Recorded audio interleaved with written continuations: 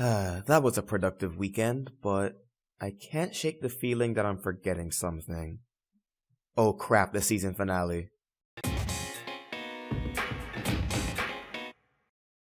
It's been quite a ride, and a long one at that, but we've finally reached the end of Season 5. For months we've been wondering what Starlight would do once she made her return, and when Friendship Game hinted at the events of this finale, the excitement only grew.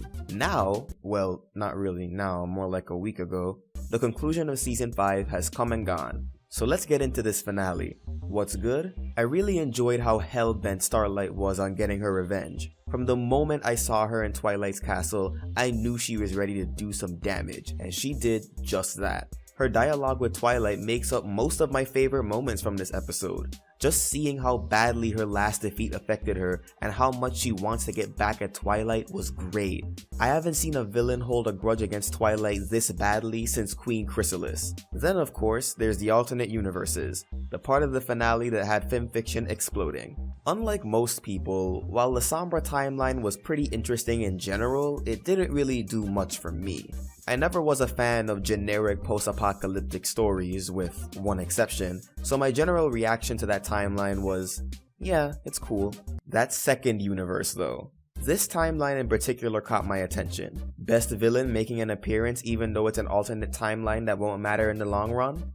All of my yes. And as a bonus, this universe makes good use of Sakura after she's barely been used all season. But Sketchy, doesn't this count as post-apocalyptic too? Kinda sorta, depending on how you look at it, but I find tribal ponies versus changelings much more interesting than a pony version of Fallout. Although I'm not looking forward to all the lame changeling jokes in the comment section. No, I wasn't there. Moving on. So what's not so good?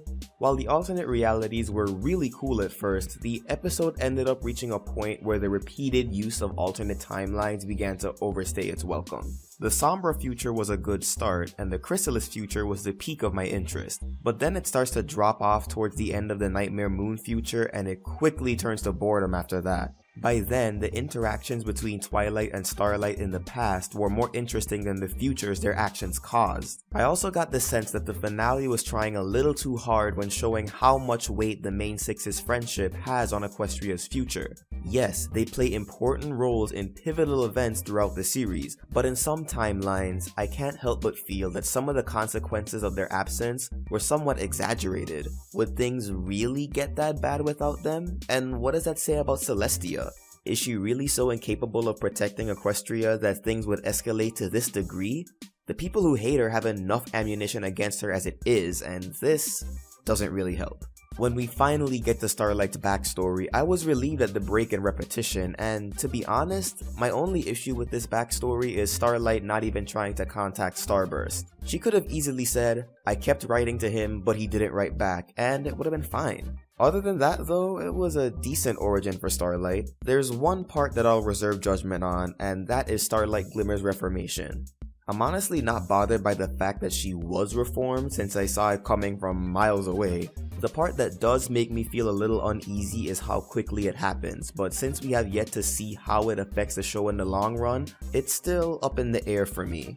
If EQG can pull off an instant reformation with Sunset Shimmer, then I'm sure the same could be possible with Starlight. The Cutie remark was a pretty good finale to a pretty good season. How do I feel about Season 5 as a whole? Well, I plan on going into that in next week's video, so be sure to look out for that. So what do you think of the Cutie remark?